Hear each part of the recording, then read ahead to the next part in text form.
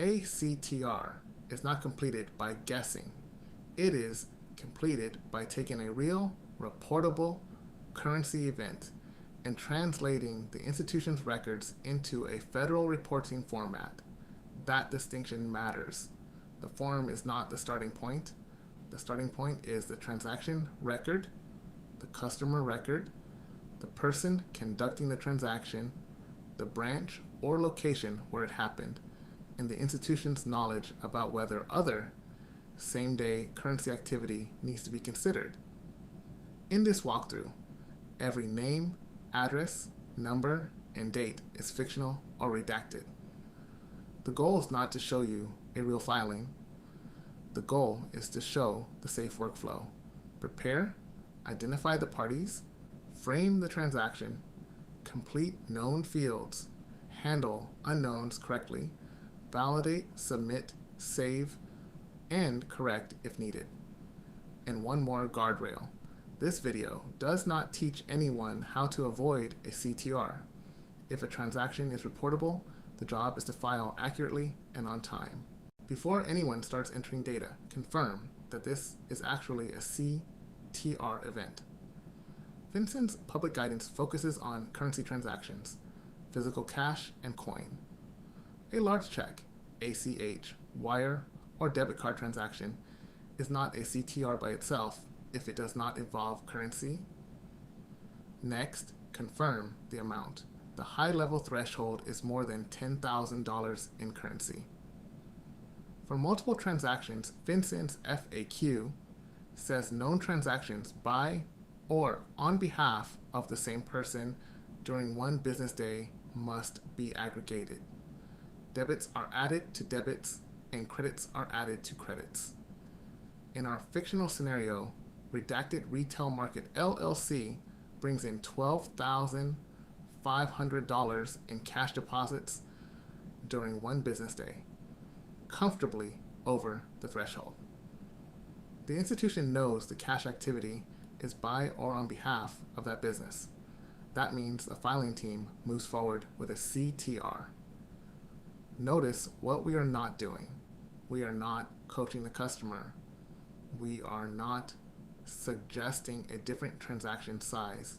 We are not discussing how to avoid reporting. We are simply recognizing that the reportable event happened and documenting it accurately. The safest filing process starts with preparation.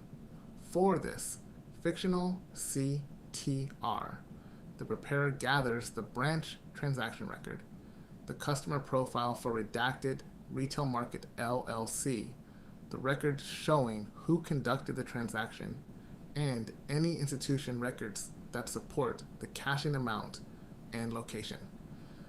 FinCEN's CTRF AQ explains that BSA E-Filing is not a record-keeping program.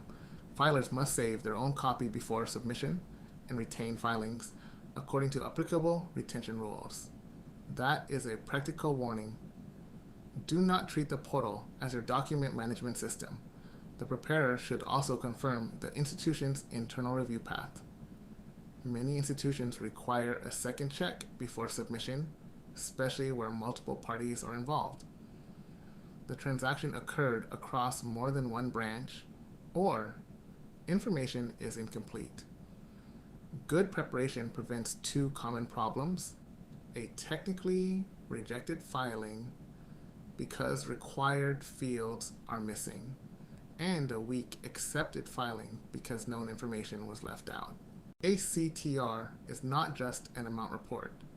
It is a parties report. In the fictional scenario, Jordan Mitchell is the person at the counter. Redacted Retail Market LLC is the business on whose behalf the transaction is conducted. The filing team must decide which roles apply based on the facts and the institution's records. Is the person conducting the transaction on their own behalf? Are they conducting it for another person or entity? Is there a person or entity on whose behalf the transaction was conducted? This is where a lot of messy CTRs start. The institution may know the business customer, but the person physically conducting the transaction still matters. The report should reflect the actual roles, not just the account name. Use known information from reliable records. Do not invent missing information. Do not use placeholder personal data. Do not put real customer data into a training draft. For production filing, follow the institution's procedures for identification and data collection. FinCEN's guidance on unknown fields is also important. Critical fields generally cannot just be left blank. If the information is genuinely unknown and the form provides an unknown box, use the form's unknown mechanism as instructed. But unknown is not a shortcut. FinCEN's electronic filing instructions say to enter all identification data that is available and use unknown only under the applicable conditions. Now, frame the transaction. In this fictional walkthrough, the business brought in $12,500 in currency. That is, cash in. There is no cash out in the scenario. FinCEN's CTR FAQ is clear that debit and credit activity are not netted together for aggregation. Cash debits are added to cash debits. Cash credits are added to cash credits.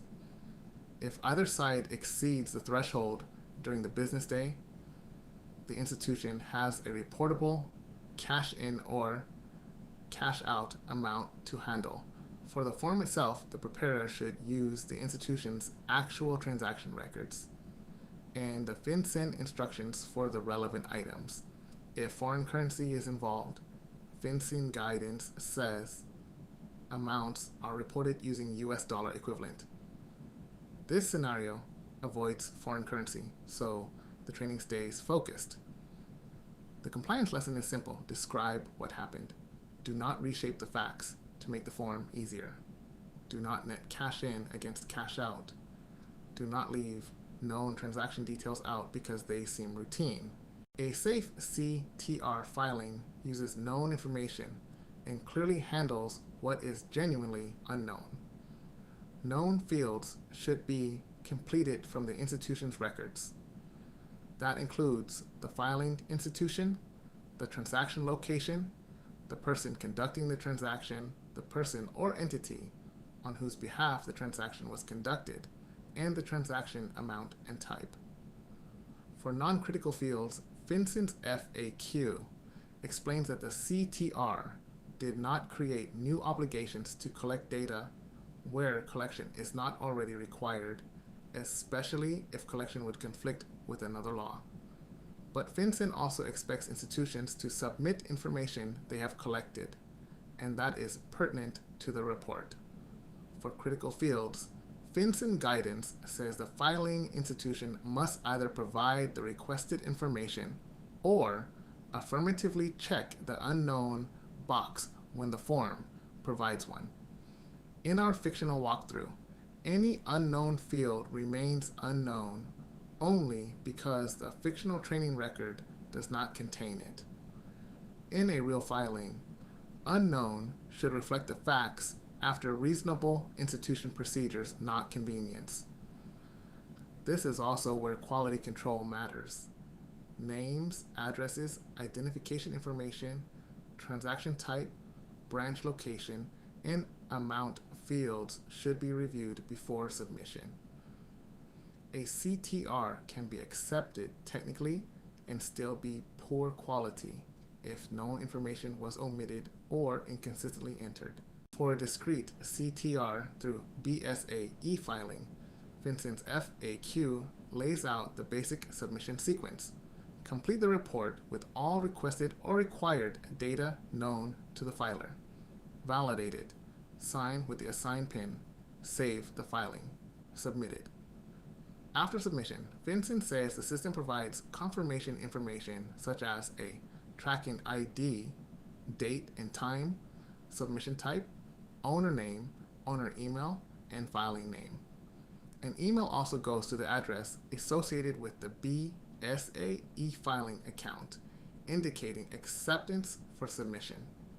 The order matters because record keeping matters.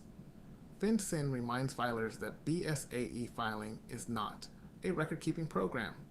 Users must save the filing to their own computer, network, or appropriate storage location. After submitting, filers are generally required to keep copies of filings for 5 years. And the timing matters. FinCEN's CTR FAQ says that as of April 1st, 2013, all FinCEN CTRs must be filed within 15 calendar days of the reported transaction or transactions. If the institution discovers an error or needs to amend a prior CTR, the fix is not to quietly edit an old saved copy and pretend nothing happened. FinCEN's CTR FAQ says filers attempting to submit a corrected or amended CTR through BSA E-Filing should check correct/amend prior report and enter the previous document control number or BSA identifier in the appropriate field.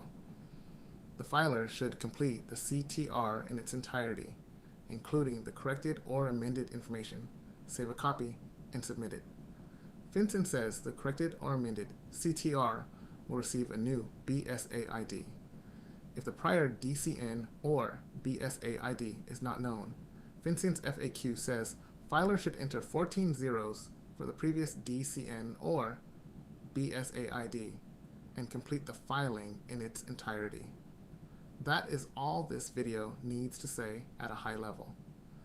The actual correction workflow should follow the institution's procedure, FinCEN instructions, and any applicable supervisory guidance.